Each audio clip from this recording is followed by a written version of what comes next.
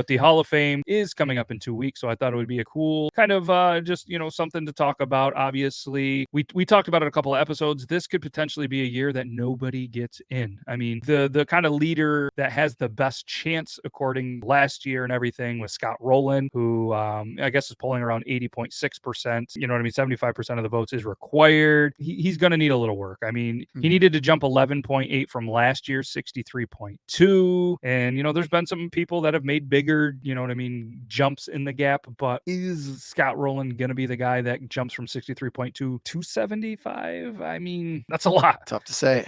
I mean, that's a lot. But when you look at some other people that are in there, I mean, Carlos Beltran, but he's kind of linked to the whole Astro sign stealing thing. So if the precedent is kind of set where I just don't see that happening. Right. I think someone like Roland gets in. Helton might, mainly because they're not linked to anything. Yeah, and I think Helton does. I don't think he gets in, but I think he makes a big jump. Yeah, I can see that. He was 52% last year. I can't imagine he jumps up 23%. That's a lot. But with that being said, there are some people that are in danger of kind of falling short of the 5%. You know what I mean? Obviously, if you fall under that, gone.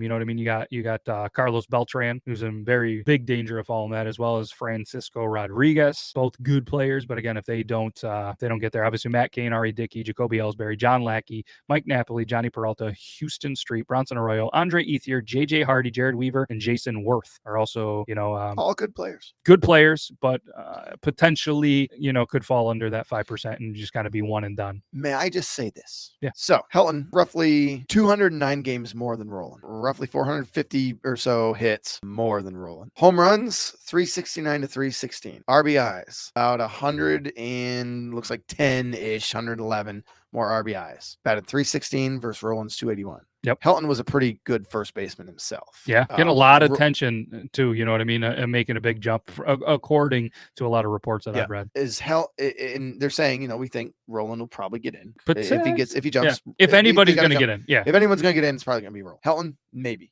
I think he gets in the 60s. Is Helton getting screwed because he played in Coors Field? Everyone talks about it. Yeah, I mean, his career statistics at Petco Park, he hit for 338, had a 445 on base percentage and 523 slugging with a 968 OPS. Not bad. I mean, in that park. But I think a little bit. Yeah. I mean, but then again, he played on a really good Rockies team for a little bit. I think that he gets in the 60s. I don't think he gets in this year. I think he gets to 60s.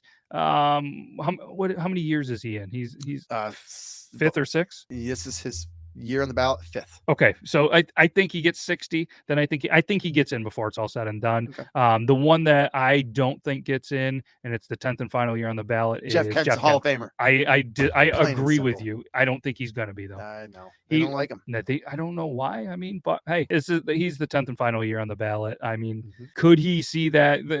Historically, there's that final year bump. They've seen it a ton of times. Gary Sheffield, I think, is on the final year as well next year. But I think he's tracking over 40, so maybe he'll get that final year bump as well. So that's going to be another 2 weeks from the time of this recording. So obviously we're gonna give you what we hear. There's going to be a lot of inside information, some inside stuff. So we're going to try to bring that for a quick update, and then obviously 2 weeks from now we're going to be able to bring you who got into the Hall of Fame and just kind of dissect it a little bit. Fun fact: Omar Vizquel has the second most hits on this ballot behind Alex Rodriguez. That's wild. More than Manny Ramirez, more than Todd Helton, more than Gary Sheffield. Hey-yo.